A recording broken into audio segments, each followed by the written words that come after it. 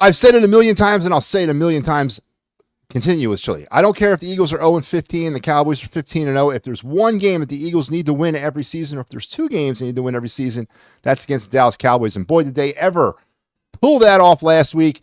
Welcome back, everybody, to a quick turnaround vision of the Birds Blast here with Kyle Quinn. Kyle, man, 34-6. You gotta love it. Yeah, it almost kind of had like 44-6 vibes, where every time the Cowboys went down, or at least looked like they were threatening to do anything resembling an NFL football team in a competitive NFL game, that we put a stop to it and turned it into something that, it's one of the biggest ass kickings that we've ever put on the Dallas Cowboys. And I don't care if Cooper Rush is starting. I don't care who's starting. It's always great to see the Eagles go down in the Jerry World and just hand it to the Dallas Cowboys the way they did. That was awesome. Yeah, no, absolutely. And, I would sit here and say typically, well, it's a shame, that an organization is in such disarray. Well, of course, I am not going to say that about the Dallas Cowboys. But, of course, the silver lining for the Cowboys, and maybe not so much for the Eagles, is if this free-for-all continues, and now that Dak is on the IR and seemingly for the rest of the season, and their quarterback play is going to be what it was, a combination of Cooper Rush and Trey Lance. Good God, man. But if that's what the quarterback play will be, and the effects of Mother Nature and the sun, especially on home games, there's a chance the Cowboys could find themselves in a top 3 draft position, right, Kyle? Yeah. I mean, the interesting thing is there's a lot of competition for a top 3 spot in the NFL. I mean, the Carolina Panthers, I think as it stands right now, would have the 10th pick in the draft. You know how bad the Carolina Panthers are, so it's a little muddy down there. So, I wouldn't mind seeing the Cowboys get a win or two along the way, as long as it's not against us and it doesn't affect us negatively, to sort of put them in that purgatory stage. Because I don't think Jerry Jones is looking at this as let's tank, considering he just made a trade for a wide receiver for some ungodly reason, traded away a mid-round pick for a guy that's, just terrible. And I don't think it's going to help them contribute to anything of note for the Cowboys this year. So they're kind of stuck in that little in-between phase, and I love it. It's the best possible case scenario you could ask for. It is, and this game, we're going to quickly breeze through this game and get on to the bigger business at hand, which is a battle for first place tonight on Thursday Night Football against the Washington Commanders. But this game did kind of have the same sort of vibe that we've been sort of dealing with over the past 5 or 6 weeks. 5 games in a row now they've won, 7-2 overall in the season. But they got off to kind of a slow start. Offensively, they struggled, again, with that opening drive. But once again, they were gifted a turnover and then were able to cash that in for some more first quarter points, which is a good trend. But, 5 sacks on the day given up by the offensive line. Now, granted, I would say 2, maybe 2.5 of those are Jalen Hurts' problem for holding on to that football too long. And kind of vanilla, bland offense. Kyle, not that I ever thought that this game was in jeopardy. Especially in the second half. But in the first half, it just seemed there was a lot of meat left on that bone. Yeah, it was the kind of performance where you're not going to be able to get away with that against a quality opponent. They certainly aren't going to be able to get away with it tonight versus the Commanders, and we'll talk about that. It was, and even just for how slowly they started and how bad they looked to start the game, I'm with you. I don't think there was a second in my mind where I was like, we're going to lose this game, because, Cooper Rush and the Cowboys are just so bad. So bad. So while you can blame it on the sun or whatever, or it's hard for me to do that just because the way that they've started off a lot of games this season, all the games this season pretty much. But it's something that they're going to have to clean up, especially if they want to find themselves deep into January and contending for a Super Bowl.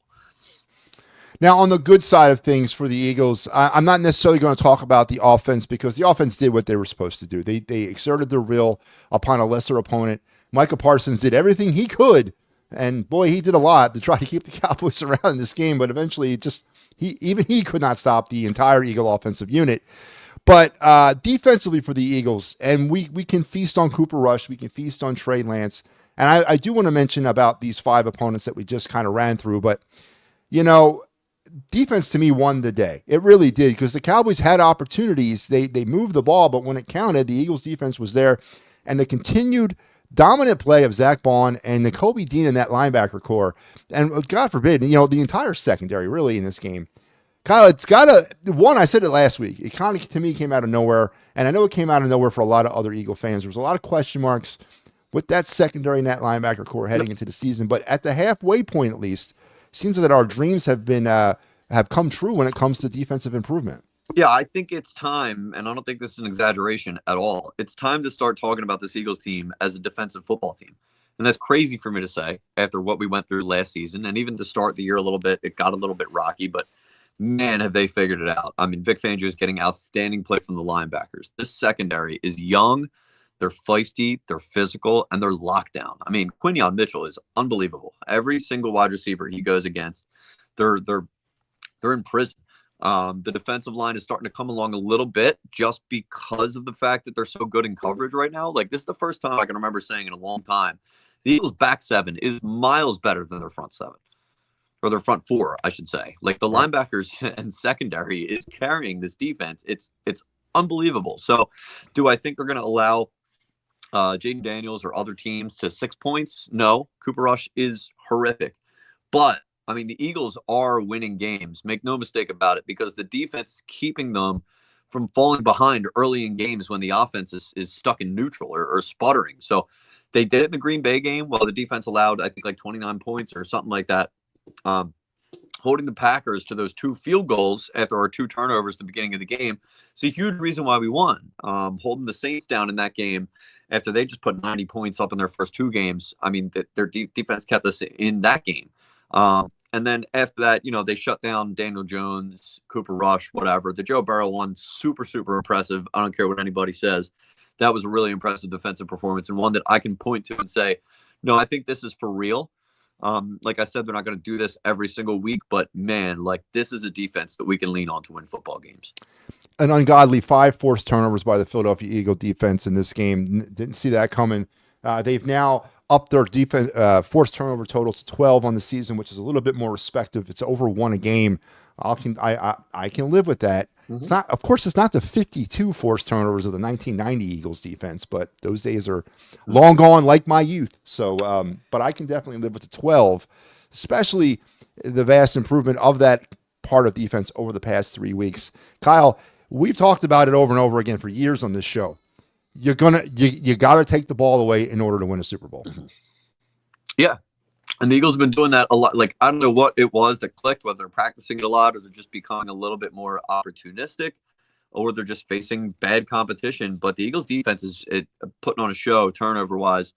And, this is sort of where it's finally breaking the way of the regression to the mean type deal. Because while they were starting to force turnovers, it was still kind of a meager number, under a turnover a game. Then all of a sudden you force 5 and 1, and then it's like, oh, like, they look like a team that forces turnovers. So they got to kind of keep that going, especially when you're playing teams that, don't like to give possessions away, like the Commanders and teams that can put up a lot of points. They got to keep that rolling. They got to keep being opportunistic, and they got to make plays when they're there. I mean, Zach Bond's seems to have found a knack for putting his head on the football and it just jarring loose. And, I think what we're going to start seeing, if quarterbacks decide to start throwing his way, is Quinn Mitchell, I think, is going to break and eventually start getting an interception or 2 in a game here and there. And C.J. Gardner-Johnson is even looking like that playmaker that he was in 2022, where he's finding the football. So it's really all coming together in so many ways back there on defense. And that is probably the biggest part of this turnaround. Or that wasn't really turnaround, just kind of like acceleration. Kyle, they are winners of their last 5. And before we pivot off the Cowboys and focus in on the Commanders, a mucho important game here tonight, I do have to bring up the point that in the last 5 opponents that they face have a combined record of 13-35. Now, the combined records of the teams they have left to face is 40-30 at this particular point. We've been down this road before. We were down this road last year. 10-1 start. They were kind of dinking and dunking their way, getting the lucky bounces from here or there, getting the non-calls, the calls from here and there. But they were 10-1. But the overarching Eagles Nation attitude was, a win's a win, right? Mm-hmm. And then we saw what happened. Starting tonight with the Commanders, Kyle, I kind of go back to the 49er game of last year, where to me that game was maybe the biggest game of the season for the Eagles up to that point. And they came out and they just laid an egg and were terrible. But getting into this game tonight and looking back over the 5 opponents that the Eagles have faced, are Eagles fans foolish to reignite Super Bowl aspirations based on a 13-35 combined record of the last 5 opponents? So I don't think so, just based on looking around the rest of the field in the NFC, right? I mean, we just saw the Lions get away with throwing a 5 turnover performance by their quarterback and beat a Houston team on the road. So, I mean, the Lions look beatable, right? And inside the NFC, I don't know if there's one team, like there's no 49ers of last year where it's like, holy crap, that's a juggernaut. Like, how the hell are we going to match up with this team? There just isn't that team. And I think the combined record of the last 4 or 5 opponents, it lacks a little bit of context, because if we take ourselves back to the week leading up to the game, we have to think about how we talk about it, right? Like the Bengals game I'll go to is one that we were underdogs in the game on the road. So that was one that I think, so I don't know if I forget whether me and you predicted a loss or a win or whatever, but that wasn't a game that we all felt very confident in. And they handed it to them. They kicked the Bengals' ass. The bad teams they're playing, like the Giants, the Cowboys, they embarrassed them, right? That wasn't what they were doing in 2023, where they're letting these teams hang around. Mac Jones carving them up, Sam Howell carving them up. They're dominating and embarrassing these bad teams. And then if you look at the Jacksonville game, what did we talk about leading up to that game? Trap game. Well, guess what? I mean, it got close in the end, but the Eagles won the game. They came away with a win, and they dominated the game more than the scoreboard, I think, says. Even the Cowboys game this week, we're like, well, they have a big division game for the NFC East coming up on Thursday. Are they going to look past the Cowboys? They didn't. So I think they deserve a little bit of credit just for the context in which they're going into these games and the way they're performing and the way they're handing these teams their asses. I think, to answer your question, I don't think anyone's foolish for reigniting the talks. Now, granted, we're going to get a lot more clarity on how foolish or non-foolish it is over these next few weeks when we have our quote-unquote gauntlet coming up starting tonight. But I think as of right now, Eagles fans should feel comfortable and have plenty of reasons for optimism for a deep postseason run this year.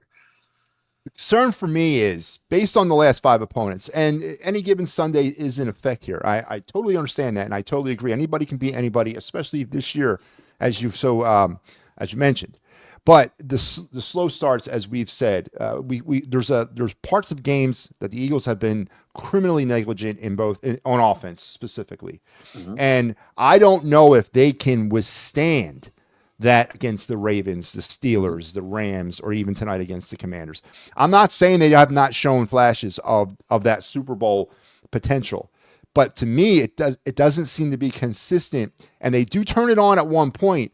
But is it going to be too late in games against quality opponents? I hope not. I mean, look, the slow starts have to be cleaned up. There's no question about it in my mind. Now, the difference is, at least for this team, because I think this defense is legit. I think they've picked up this offense when it started slow in a lot of games this year. They're not always going to do that, of course. That's why the offense eventually sort of has to hold up their end of the bargain in the beginnings of games. I just think we're a more complete football team than we were at any point last season. I mean, I'll be totally honest with you. I feel better about this team as a 7-2 football team than I did last season about the Eagles as a 10-1 football team. I mean, we have eyes, right? We have brains. We can see the Eagles were not playing good football for the entire season last year. Right now, they are playing good football. So I just think, obviously, the offense has to clean it up. But I do think they're a more well-rounded football team and could, in some situations, be able to overcome some of the slow starts on offense. But they do have to pick it up. Now, an offensive snapshot on this game, and then we promise you I will do the stat pack and we'll get on to the Commanders. But an offensive snapshot for the Eagles, it's kind of a tale of 2 tapes or takes, whatever. They did give up 5 sacks on the offensive line. Has been sort of okay, but not the offensive line that we are expected to have here in this town. Missing Jordan Mailata and getting Jordan Mailata back will probably change some of that. But the sacks were a problem. The Eagles did commit 2 more turnovers. Jalen Hurts is back at it. 2 more turnovers on Sunday. That's 24 turnovers now in the last 31 games. He's back at it. He wasn't doing it for a while, but now here he is. Still not utilized in the middle of the field offensively. Only 3 passes to the middle of the field.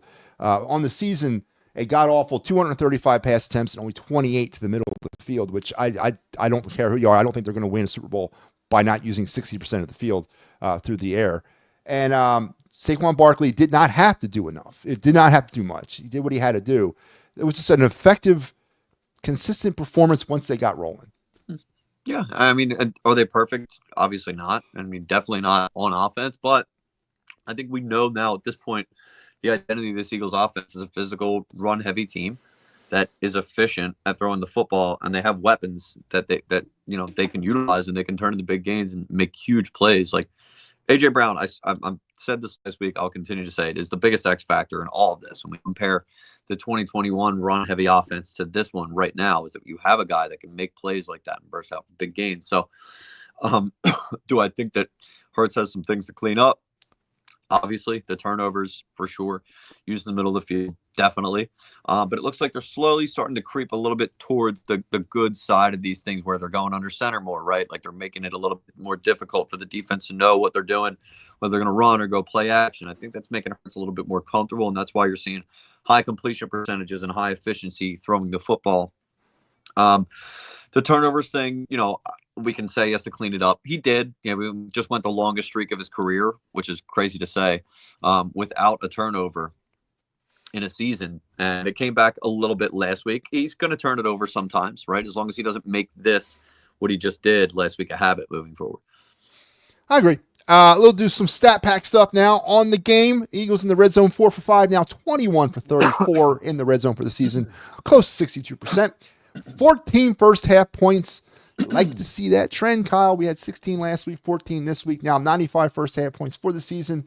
Gets them to a ripe 10.5 average on the season. 20 second half points for 138, now about 15 points second half.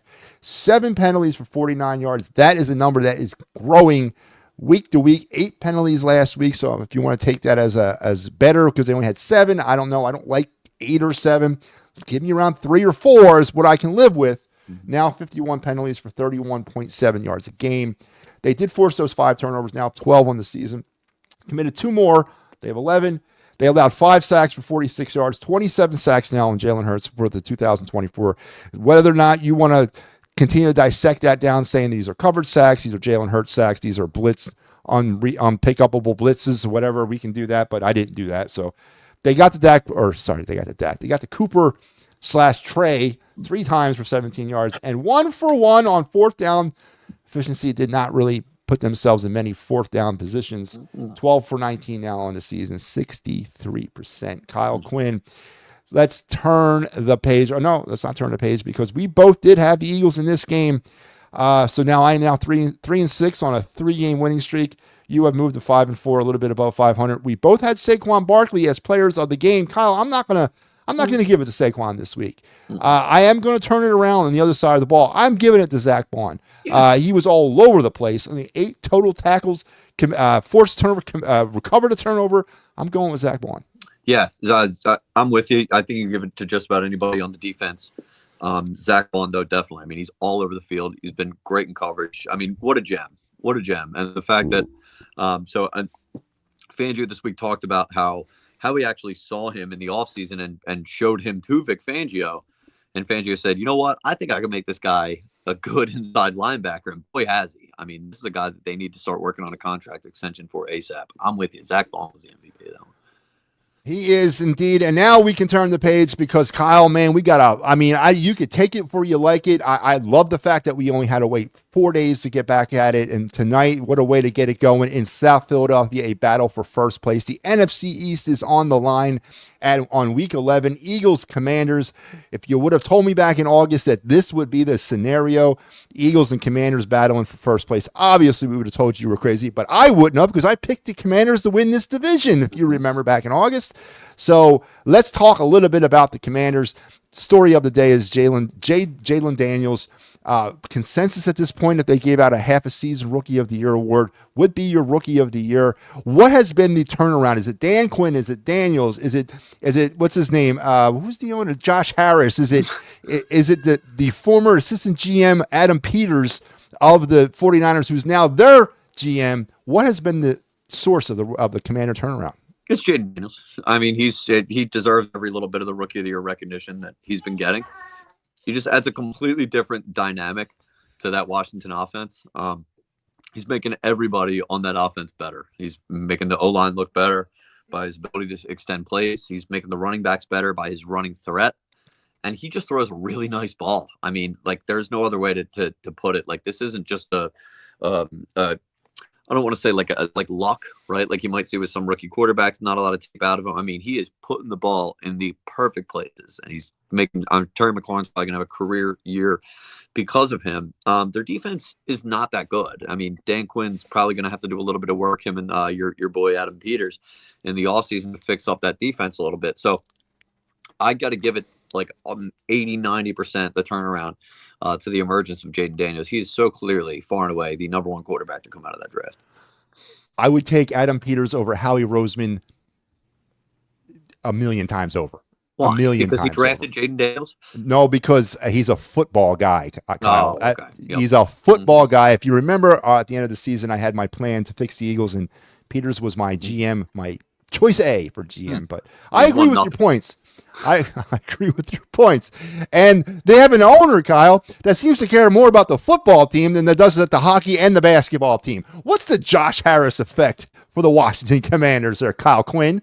Nothing. I don't know. Maybe like the morale of not having to deal with Dan Snyder. Screw Josh Harris. I'm not giving him any credit whatsoever. I can't stand him. Get lost. Will he be in the building tonight in South? Does he dare come to South Philadelphia tonight? He better not. I mean, he better not. I hadn't thought of that, but if he is, they better show him on the big screen. They better. Sit next to Joel Embiid. I wanted to hear it from his own fans. Yep. All right, let's get into this. Gridiron Database is reporting that the Eagles are going with their midnight green tops and their white bottoms, and the Commanders are going in their Wentz whites. The weather tonight in South Philadelphia, a typical mid-November 39-degree overcast, a slight chance of some participation later on tonight. 20%. So it should be a really relatively great night for football. Injury report. The big news out of Philadelphia is, of course, Jordan Mailata is back. That means really if you're not on injured reserve, then you're back with the Eagles. The Eagles are now just reporting their IR players. For the Commanders, not so much. Recent addition, Marshawn Lattimore will be listed as out in this game as he's dealing with a hamstring problem. So is Nick Bellore and their kicker, Austin Siebert. Kyle, Marshawn Lattimore was a big pickup. I really thought the Eagles should have been in play, not necessarily for a cornerback, but this was a huge move for my boy Adam Peters, and now they got him out. He one game and he's done. We're going into this game health-wise. Obviously, it kind of tips to the Eagles. It definitely does. Getting Jordan Mailata back is huge. Fred Johnson did he got beat a lot, but it wasn't Winston Justice, Jerome Brown-esque type performance. I actually think he did an admirable job having to fill in on both sides of the line at tackle. But getting Jordan Mailata back is a huge upgrade. It just makes so many things so much easier on that side of the football. The Lattimore thing is going to hurt. I mean, Washington's secondary is not that great. It's not really very good. Marshawn Lattimore obviously is an upgrade. And they're going to need all the help they can get back there when it comes to covering guys like A.J. Brown, who just absolutely cooks the Commanders every single time he plays them. So that's going to be a big loss. I think one of the more notable things, though, it's not on the injury report, I don't believe, but Jaden Daniels been dealing with that rib injury for a few weeks now. And if you've been paying attention to him, he hasn't really been as mobile, taking off and running as much as he has in the week before that. So we'll see. I'm not sure that, 4 days after a really physical game and long game against the Steelers, that it's healed up at this point. So, if we can get to him, give him a few shots on that rib, on the rib cage, and if they can contain him from running, then, the Eagles should have a much easier time defending him at least. But, don't want to get ahead of yourself. We'll see how it looks. That's another point. With the Eagles' domination over the Cowboys, and essentially all the starters were pretty much benched by the end of the third quarter, whereas the Commanders had to go to the wire in a loss against the Steelers on Sunday. And, they had to go to Pittsburgh and then back to Virginia and now up to Philly. Do you think there might be a little bit kind of the fatigue issue that might favor the Eagles over the Commanders in this situation? Big time. There's a huge advantage to being able to coast through the final the final 15 minutes of the game when you're on the road. You did your job, you're done. And then the Commanders not only having to go down to the wire against the Steelers team, but the emotional letdown of losing and then just the physical beatdown. I mean, the Steelers are a physical team, man. That is a tough football team. So just the 4-day turnaround and then having to come into this environment, like it's definitely an uphill climb for the Washington Commanders. The Eagles go into this game with a distinct advantage in that regard. Yeah, I agree. I think that and anything the Eagles can get to their advantage will help. With all that being said, Kyle, with the Jaden Daniels effect in effect, with their owner potentially in the skybox sitting next to Joel Embiid, providing a lot of positive vibes for the Eagles fans.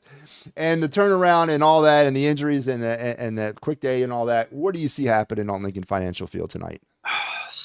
So it's going to be hard for me to say that the Eagles win this one going away. I know it's going to be a tough game. Jaden Daniels presents a threat that the Eagles have not faced yet this season defensively. I do think the Eagles have the slight edge, both emotionally and with experience, and physically. Just they're not as tired as the Commanders are going into this game. So I do think the Eagles win. I do think it's going to be a pretty close one, but I think we're going to end up getting out of here with a de facto 2.5 game division lead over Commanders. All right, Kyle. So with your early prediction that the Eagles will win, what are your 3 keys to that win? So the first one is we just talked about at the time. Be physical. Like line up and make them not want to go back and line up against you again. The Commanders are like both teams are going to be drained because it's Thursday night. Quick turnaround after just playing an NFL game. But I do think the Eagles have the rest advantage in this football game. They need to take advantage of that. Washington is not a very physical team. They're kind of weak in the trenches. So if that means blitzing or using Saquon a ton, I'm totally game on running the football and just lining up with our offensive line versus their defensive line and taking it to them. So I think the Eagles will have a distinct physical advantage in this football game. I want them to take advantage of that. Number 2, I need more continued good linebacker play from Zach Bond and from Nakobe Dean, because Jaden Daniels is, he's a problem in a lot of ways. Like he's extending plays. He'll be able to take off. I don't know whether they're going to want to put Bond or Dean as sort of like a spy type deal, but they're going to need to, I think, play a little bit more into a zone tonight, which means that, Nakobe Dean and Zach Bond are going to have to hold up their ends of the bargain coverage wise, but they need to keep it up. Nakobe Dean and Zach Bond cannot be the reasons that we lose this game. I don't think they will be, but I need them to continue what they've been doing up to this point in the season so far. And lastly, it's another defensive one, but I need these corners to be ready for extended plays. I mean, Jaden Daniels is not going to go down easy. He's going to run around the sidelines, going to run back and forth. He's going to run 20 yards backwards, but he's going to put the ball where it needs to be, and he's going to wait until he finds an open guy. He's elusive, and Terry McLaurin's been a big problem. So I don't know. It's going to be tough no matter who you are, even if you're Quinn Al Mitchell, to cover for 5-6 seconds. So they need to make sure that they have that down. The safeties need to know their assignments, and they need to be ready for extended plays and coverage. So I think if they're physical, and I think if they're able to just sort of mitigate some of the big play threats that Washington's capable of doing on the defense, and they should be able to win this one.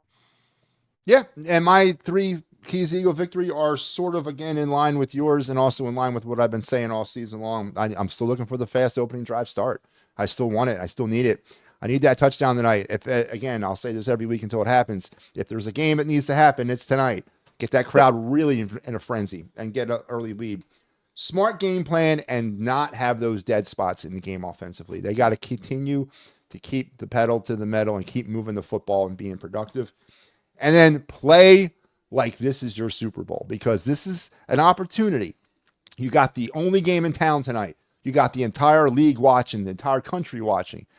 This is the time to deliver the message that the Eagles are back and that the NFC East is not the Commanders. It still belongs to the Eagles. So this is one of those games. I'm not saying style point wins. I don't care how they get there, but I definitely think that they need to send a message to the NFL and to the Commanders tonight. Totally with you. And I think the first point is, like, if I could add a 4th key to victory to mind, it would be to start fast. You can't be playing from behind. We know this offense works the best when they're able to control the clock, control the ball, and play with the lead. Give it to Saquon Barkley, who's been their best player on offense this year, and limit the amount that Jalen Hurts has to throw. I mean, every time that he's thrown over 30 times in a game this season, it's not been great. So if they can play from ahead, or at least play on level with the Commanders, I think getting off to a quick start is huge for that. So you got the Eagles winning, Kyle. Give me a score and give me an MVP of the game. So I have the Eagles winning 28-24. I see the defense making a big stop on the final drive in the game and holding the Commanders off from scoring that final touchdown to take the lead. My MVP of the game is the MVP of the Eagles. It's Saquon Barkley. This is another run the ball game. I'm going to sound like a broken record, but it's just true. He's our best player on the offense, and the Commanders have a weak spot in stopping the run. Saquon Barkley's the MVP. All right. Kyle's going to test his 5-4. I'm going with the Commanders, Kyle, because I think for everything that we've talked about here tonight, I don't see happening on a consistent basis. I like the Commanders in this game 31-24. It will be close. It'll be back and forth. But unlike you, I think something's going to happen at the end of the game where it's going to cause the Eagles to go down. And so give me the Commanders in this game, and I like Jaden Daniels as my MVP. Well, this is a pivotal juncture, Matt, for our records is. here. Because if I lose, you win. You'll creep back up on me. So and creep back up. All right, Kyle, last point, and this is the question of the week, the point that I take all week long to think about. In line with the Super Bowl reignition talks is the reignition talks of Jalen Hurts as a potential MVP candidate on the season.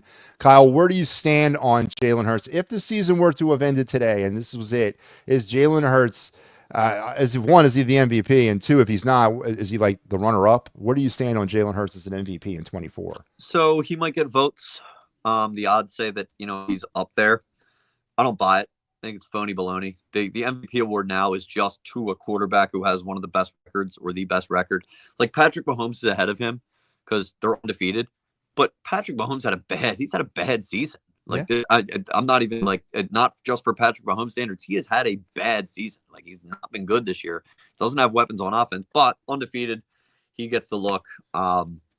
MVP is just kind of a phony baloney quarterback with the best record award. So I don't even think Jalen Hurts is the MVP of this team this year. Yeah, it's Saquon Barkley. It's AJ Brown. You take him off the field and you see how Jalen in the offense looks when he's not out there. I mean, Lane Johnson, no. So could he get votes? Yeah. Would I vote for him? Hell no. No. I mean, the reality is this offense works best when they limit the amount that he impacts the game. That should tell you all you need to know about his value. So I'm out on I never looked at it that way. And that's not coming from me, folks. It's coming from Kyle Quinn. I didn't say that. I just said the offense works.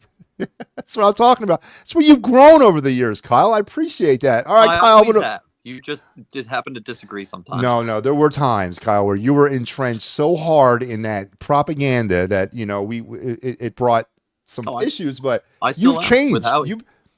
I've changed too. I will give myself credit. I've changed. I've come off my hill a little bit.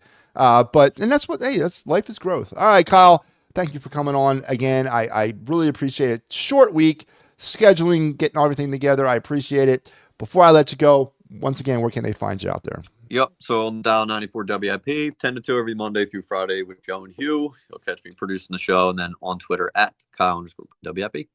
All right, Kyle, we'll catch you next week, and we'll be talking about some Eagles-Rams, so can't wait for that. My man. All right, Matt. Hey, buddy. Go Birds. All right. Kyle Quinn. All right. I got the Eagles winning or losing 31-24, and he has the Eagles winning 28-24. We'll see. It's going to be a good game, and for all the reasons why I said and all the reasons why Kyle said, I think this is the game of the year right now at this point, at this juncture of the season. This is, my friends, the game of the year. All right, let's talk some picks in week number 11. Let's go back over week number 10. I was 1, 2, 3, 4, 5, 6, 7, 8. I was 9 and 1, 2, 3, 4, 5. 9 and 5 on the week. That has now taken me up to a healthy 88 and 64 on the season. So all systems have definitely changed for me, my fortunes, over the past 3 weeks. 2 11 and 4 weeks, and now a 9 and 5. So I definitely turned it around in my picking situation as far as early part of the year. Week 11, here we go. Eagles, I say, will lose tonight to Washington Commanders. Give me Green Bay, or give me Chicago over Green Bay. Give me Detroit over Jacksonville. Give me Minnesota over Tennessee. Miami over the Raiders. Give me the Rams over the Patriots. The Saints over the Browns. Jets over the Colts. And if the Jets lose, I will never, ever support, pick, or be optimistic about the New York Jets again. I know it doesn't sound like, why would you even have to say that? Well, because I've had this somehow infatuation with the Jets in terms of turning their fortunes around, that every year I go in and I'm like, you know what? I think the Jets will be contenders in the AFC East. And every year they fail. Tired of it. Tired. So the Jets lose tonight. I am completely out on the Jets forever. I'll never speak of them in a positive way again. Give me Baltimore over Pittsburgh. Give me Atlanta over Denver. San Fran over the Seahawks. Kansas City over Buffalo. Sunday night, give me the Bengals over the Chargers. And on Monday Night Football, give me the Houston Texans over the Dallas Cowboys. And there you have my Week 11 picks and the Birds Blast Kyle Quinn Washington Commanders episode. That is going to wrap it up, folks. But remember, tonight, later on, immediately following the Flyers game, we'll be back here on the network for Clear the Ice. I have you Flyers Senators post game, and then so we'll break that down. There is no final word tonight, just a post game show. So Eagles Commanders in about 3 hours. Enjoy the game, everybody. We will talk again later tonight for some Flyers recap against the Senators. Have a great night. We'll see you later. I've